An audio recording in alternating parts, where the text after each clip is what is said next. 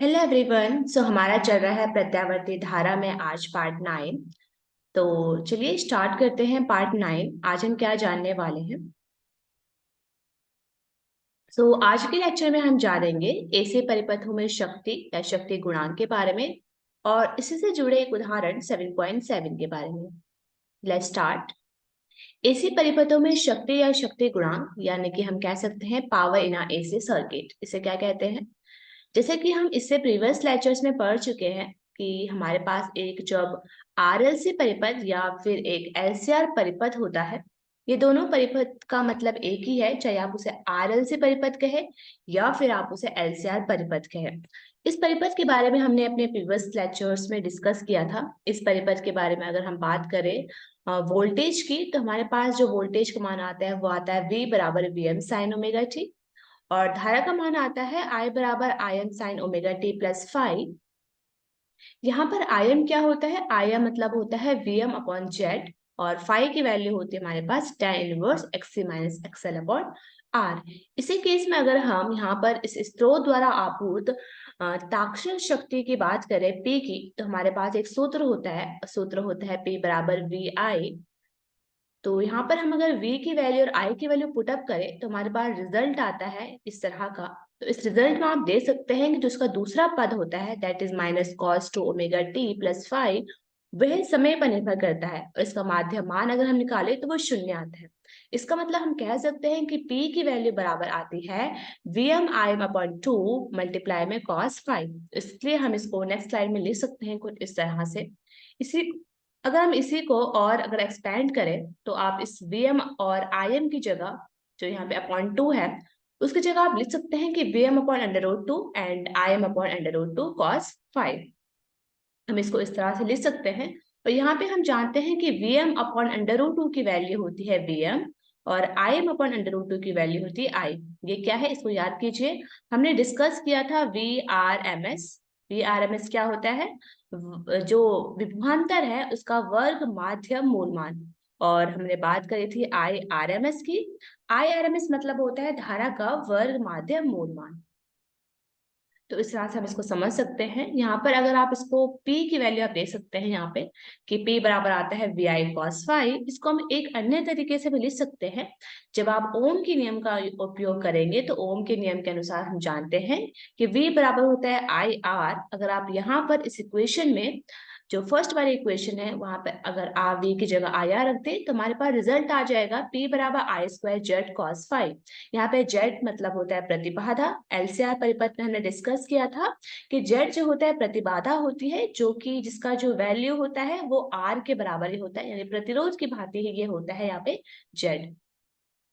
तो इस सूत्र से हम देख सकते हैं, ऊपर वाले या नीचे वाले सूत्र के द्वारा हम समझ सकते हैं कि जो शक्ति होती है, किसी जो शहीद माध्य शक्ति होगी, वो वोल्टता और धारा पर तो निर्भर करती है, लेकिन साथ ही साथ यह वोल्टता और धारा के बीच जो कला कोण होता है, हम समझ सकते हैं इसको। जो कला कोण होगा, कला कोण किसे बोलते हैं, फाई को, राइट। कला कोण फाई को बोलते हैं। ये कला कोण की कोज्या पर भी निर्भर करता है, यानी कोसाइन पर ये डिपेंड करता है। कौन, शहीद शक्ति। यहाँ पर जो कोसाइन होता है क्या कहते हैं, कोसाइन को हम कहते हैं शक्ति गुणांक। तो इसी शक्ति गुणांक के बारे में हम इस लेक्चर में डिस्कस कर रहे हैं कि शक्ति गुणांक क्या होता है और किसी भी परिपथ में शक्ति गुणांक का क्या रोल होता है। तो आपने यहाँ से डिस्कस किया कि P बराबर होता है I square Z cos five, और P मतलब हुई शहीद माध्य शक्ति। इसका मान वोल्टता और धारा पर निर्भर करता ही है, लेकिन साथ ही साथ इस बात पर भी निर्भर करता है कि वोल्टेज और करंट के बीच में कितना एंगल बन रहा है। उनके बीच बनने वाले एंगल को कहते हैं फाई, और जो ये होता है कॉस फाइव, उसको हम कहते हैं शक्ति गुणांक। चलिए अब हम डिस्कस करने वाले हैं कि जो कॉस फाइव होता है उसका हम अलग अलग सर्किट में किस किस तरह का रोल वो प्ले करता है। अगर हम फर्स्ट केस की बात करें, एक ऐसा केस होता है जहां पर हमारे पास क्या होता है, प्रतिरोधकीय परिपथ। हम प्रतिरोधकीय परिपथ को प्रीवियस लेक्चर्स में समझ चुके हैं। प्रतिरोधकीय परिपथ मतलब ऐसा परिपथ जिसमें केवल एक शुद्ध आर हो, मतलब वहां पे वोल्टेज सोर्स है हमारे पास, मतलब एसी सोर्स है हमारे पास, और उस सोर्स के साथ हमारे पास क्या लगा है, एक रेजिस्टेंस लगा है। तो उसको हम कहते हैं, ऐसे परिपथ को हम कहते हैं प्रतिरोधकीय परिपथ।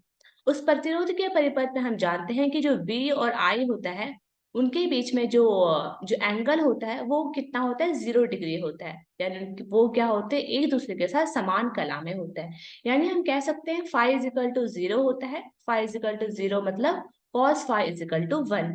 Cos phi is equal to 1 मतलब ये हुआ कि उस परिपथ में अधिकतम शक्ति क्या होती है, क्षय होती है। राइट। तो यानी कि प्रतिरोधीय परिपथ ऐसा परिपथ होता है जिसमें शक्ति का जो क्षय होती है वो अधिकतम होता है। अगर हम सेकंड परिपथ की बात करें, दैट इज शुद्ध प्रेरकीय, ये धारितीय परिपथ। शुद्ध प्रेरकीय व धारितीय परिपथ को अगर हम याद करें तो हम जानते हैं कि वहां पर धारा और वोल्टेज के बीच में जो कला का अंतर होता है वो होता है π/2। π/2 होता है, और हम जानते हैं अगर फाई की वैल्यू π/2 है तो cos फाई की वैल्यू आती है 0, because cos π/2 is equal to 0 होता है। तो इस केस में हम जानते हैं अगर cos फाई की वैल्यू 0 है तो उसमें शक्ति क्षय नहीं होता है, क्योंकि 0 वैल्यू है तो शक्ति क्षय नहीं होगा कुछ भी।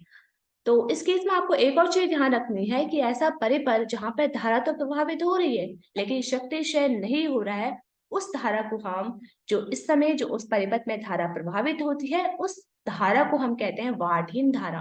तो this is very important point, जो आपको अगर पूछा जाता है एग्जामिनेशन में कि वाटहीन धारा क्या होती है, तो वाटहीन धारा एक ऐसी धारा होती है जब ये किसी परिपथ में प्रभावित होती है धारा, उस समय शक्ति का क्षय नहीं होता है, तो उस धारा को हम कहते हैं वाटहीन धारा।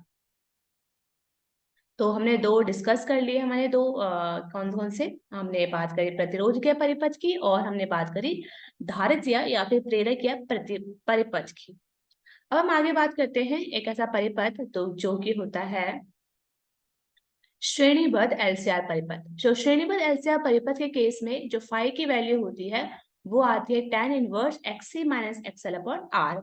तो यानी कि अतः किसी RL RC या फिर RCL परिपथ में जो फाई होता है वो शून्य तक हो सकता है, यानी कि वो शून्य को टेंस कर सकता है। इस परिपथ में भी जो शक्ति होगी वो केवल परिपथ में ही क्षयित होगी। तो आपको याद रखना है कि ऐसा परिपथ जो होगा उस परिपथ में शक्ति का जो क्षय होगा वो केवल कहाँ होगा, परिपथ जो होगा वो प्रतिरोधक में वो क्षयित होती है। फोर्थ जो हमारा केस होता है वो केस होता है हमारे पास जब एलसीआर परिपथ में अनुनाद की स्थिति होती है। अनुनाद की स्थिति में हम जानते हैं कि XC माइनस XL बराबर होता है 0 के। तो इस केस में हमारे पास जो फाई की वैल्यू आती है वो आती है 0। कॉस फाई बराबर होता है मतलब 1। तो इस केस में P की वैल्यू बराबर हो जाती है I2Z बराबर I2R, इस तरह से लिख सकते हैं। यानी कि इस परिपथ में अधिकतम शक्ति अनुनाद की स्थिति में क्षयित होती है।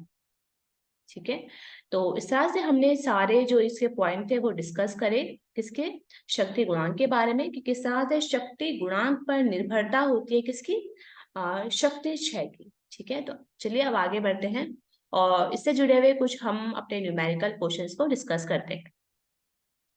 तो इस न्यूमेरिकल क्वेश्चन को आप ध्यान से समझिएगा कि 7.7 उदाहरण ए पार्ट में बोला गया है कि विद्युत शक्ति के परिवहन के लिए प्रयुक्त होने वाले परिपथों में निम्न शक्ति गुणांक संप्रेषण में अधिक ऊर्जा का क्षय होगा निर्देशित करता है, इसका कारण समझाइए। क्वेश्चन को ध्यान से समझिए। पहले क्वेश्चन में कहा गया है कि हमारे पास कोई परिपथ है जहां पे cos फाई, शक्ति गुणांक मतलब हुआ cos फाई का जो मान है वो कम होगा, तो हमारे पास जो ऊर्जा है उसका जो मान होता है वो उसका क्षय जो होगा वो अधिकतम होता है। अगर cos फाई की वैल्यू कम हो रही है तो ऊर्जा का जो मान होता है, ऊर्जा का क्षय हो रहा है वो क्या हो रहा है, अधिक हो रहा है।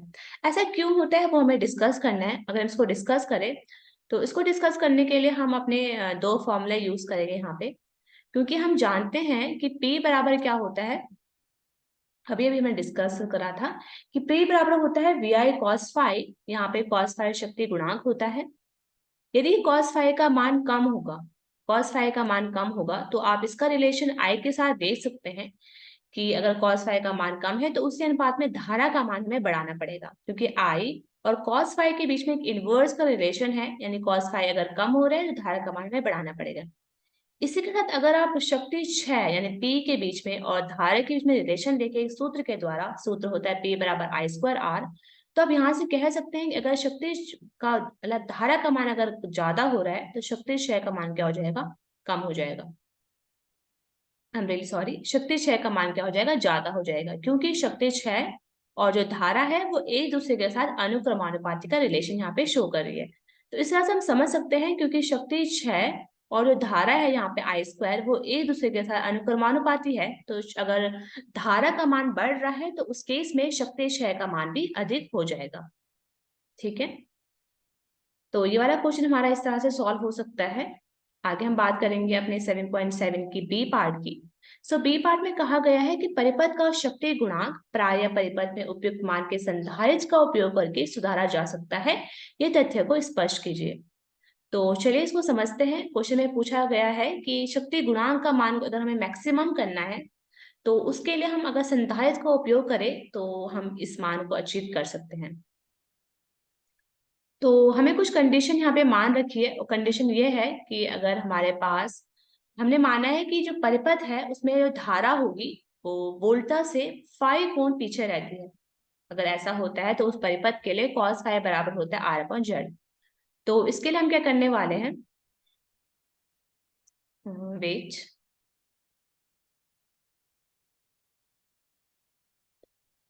तो हम जानते हैं, मतलब अगर हम बात करें कि शक्ति गुणांक का हमें सुधार करना है, शक्ति गुणांक सुधार का मतलब हमारे पास ये है यहाँ पे कि हमें cos फाइव का मान को एक लाना है। ठीक है, क्योंकि शक्ति गुणांक मैक्सिमम कब होता है, cos फाइव की वैल्यू क्या होती है, जब हमारे पास cos फाइव की वैल्यू क्या होती है, 1 होती है। जब हमारे पास cos फाइव की वैल्यू 1 होती है उस केस में हमारे पास जो ये मैक्सिमम होता है। तो इसके लिए हम क्या करेंगे, ये उपलब्धि हम कैसे अचीव करेंगे, तो हम क्या करते हैं, हमने केस माना है कि जो धारा है आई वोल्टा से फाई कोण क्या है, पीछे रहती है। तो इस तरह का हमने ग्राफ यहाँ पे शो करा है। इस तरह से हम क्या करने वाले, जो धारा है उसको हमने दो घटकों में विभाजित करा है, दैट इज आई क्यू घटक और एक है आईपी घटक। तो आप देख सकते हैं कि जो आईपी घटक है वी की ही डायरेक्शन में है, यानी वी और आई के बीच में जो एंगल बन रहा है दैट इज 0 डिग्री, यानी फाई की वैल्यू इस केस में 0 डिग्री है। फाई की वैल्यू 0 डिग्री है, इसका मतलब कॉस फाई की वैल्यू यहाँ पे 1 है। यानी इस केस में हमें जो शक्ति गुणांक है उसमें सुधार मिल रहा है, राइट। लेकिन दूसरे घटक को आप देखें, दैट इज आई क्यू घटक, तो वो क्या कर रहा है, वो आई के साथ, अगर आई क्यू घटा आप देखें तो वी के साथ वो पाई बाई 2 डिग्री का एंगल बना रहा है, यानी 90 डिग्री का वो एंगल बना रहा है। यानी कि इस केस में कॉस जो फाई है उसकी वैल्यू 90 डिग्री है, यानी कॉस फाई की वैल्यू इस केस में हमारे पास क्या है, 0 है। यानी इस केस में हमारे शक्ति गुणांक में सुधार नहीं देखने को मिल रहा है। यानी कि हमें क्या करना पड़ेगा, इस वाले घटक को हमें न्यूट्रलाइज करना पड़ेगा, उदासीन करना पड़ेगा। उदासीन करने के लिए हमें यह चाहिए कि हम इसके जस्ट अपोजिट डायरेक्शन में एक और करंट लेके आए, that is I dash Q हम कह सकते हैं। अगर हमारे पास ये करंट आ जाती है तो उस केस में हमारे पास ये जो जो धारा होगी वो कैंसिल आउट हो जाएगी इससे, और फिर हमें सिर्फ ये वाली ही धारा यहाँ पे मिलेगी और हम शक्ति गुणांक के मान को सुधार कर सकते हैं। तो ये हम कैसे अचीव करेंगे, देखते हैं आगे के स्लाइड्स में। तो ये सारी बातें हमने यहाँ पे डिस्कस कर ली है कि हम क्या करेंगे। जो हमारे पास आईक्यू वाली धारा है वो वार्टिन घटक होता है, क्योंकि धारा के इस घटक के संगत कोई भी शक्ति क्षय यहाँ पे नहीं होता है। आईपी जो घटक है वो शक्ति घटक है, क्योंकि ये वोल्टा के साथ समान कला में है, इसी के साथ परिपथ में शक्ति क्षय होता है। ठीक है, ये बात हम प्रीवियस में जो है उस ग्राफ से समझ चुके हैं।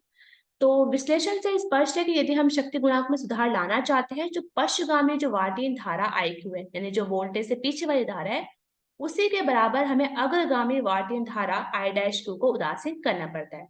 इसे उदासीन करने के लिए हमें क्या करना पड़ेगा, हमें संधारित्र लेना पड़ेगा जो कि हमें इसके समांतर क्रम में संयोजित करना होगा। उससे क्या होगा, ताकि जो आई क्यू धारा है वो आई डैश क्यू को क्या कर पाए, एक दूसरे को वो निरस्त कर सके। ऐसा करने से क्या होगा, जो हमारे पास P है, जो शक्ति क्षय है, वो IPV हो सकेगा, और इस केस में हमारे पास cos फाइव की वैल्यू जो है वो मैक्सिमम हो जाएगी। ठीक है, तो इस तरह से हमारे पास जो सेकेंड जो पार्ट है वो भी हमारे पास कंप्लीट हो जाता है। तो आज के लिए इतना ही। अब हम देख लेते हैं यहाँ पे रिव्यू, हमने क्या क्या जाना। तो जैसे कि हमने बात करी एसी परिपथ में शक्ति गुणांक के बारे में, तो इसमें हमने क्या करा, हमने फॉर्मूला डिस्कस किया यहाँ पे, that is P is equal to I square Z cos phi. आपको ध्यान रखना है कॉस फाइव मतलब क्या होता है, शक्ति गुणांक होता है।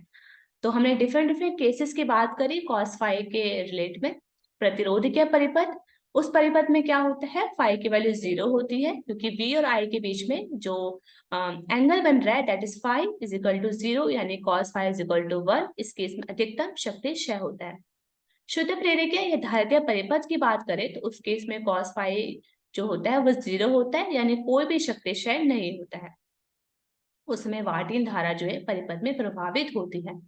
श्रेणीबद्ध एलसीआर परिपथ में क्या होता है, फाई की वैल्यू कुछ इस तरह से होती है, शक्ति केवल प्रतिरोधक में ही क्षयित होती है, जबकि अनुनाद की स्थिति में जो शक्ति क्षय होता है वो क्या होता है, अधिकतम होता है। इसे समझने के लिए पूर्व अपेक्षा ये थी कि आपको एलसीआर परिपथ, श्रेणीबद्ध एलसीआर परिपथ आपको पता होना चाहिए। तो उदाहरण के लिए नेक्स्ट स्लाइड में हम देखेंगे कुछ उदाहरणों को, दैट इज 7.8 और 7.9 को हम डिस्कस करेंगे। तब तक के लिए थैंक यू।